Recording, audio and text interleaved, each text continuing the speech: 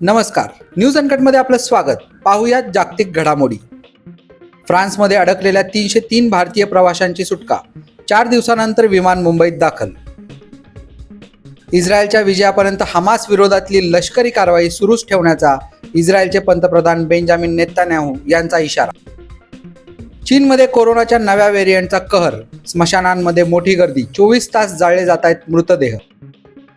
इराकमध्ये drone हल्ल्यात 3 American सैनिक जखमी झाल्यानंतर जो बिडेन यांनी इराणी संलग्न गटावर हल्ला करण्याचे दिले आदेश. मध्य नायजेरियात झालेल्या हल्ल्यात आतापर्यंत 120 लोकांचा मृत्यू. रशियाच्या सर्वात कठोर तुरुंगात पुतीन विरोधी नेवलनी यांना केलं कैद. वकील म्हणाले त्यांना निवडणुकीपासून दूर ठेवण्याचे षडयंत्र. मुंबईवरील हल्ल्याचा सूत्रधार हाफिज सईदचा पक्ष पाकिस्तानात लढवणार निवडणूक. इन्फोसिसला मोठा झटका. जागतिक कंपनीने $1.5 अब्ज करार केला रद्द. तुर्कीच्या संसदीय समितीने स्वीडनच्या नाटो बोलीवर पुन्हा चर्चा केली सुरू. आणि पाकिस्तान विरुद्धच्या सामन्यात वॉर्नरने रचला इतिहास. धन्यवाद.